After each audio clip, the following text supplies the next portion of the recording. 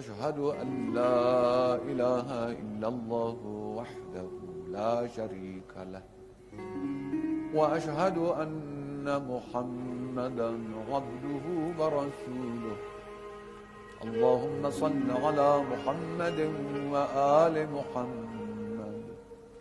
السلام عليك أيها النبي ورحمة الله وبركاته. السلام علينا وعلى عباد الله الصالحين. السلام عليكم ورحمة الله وبركاته.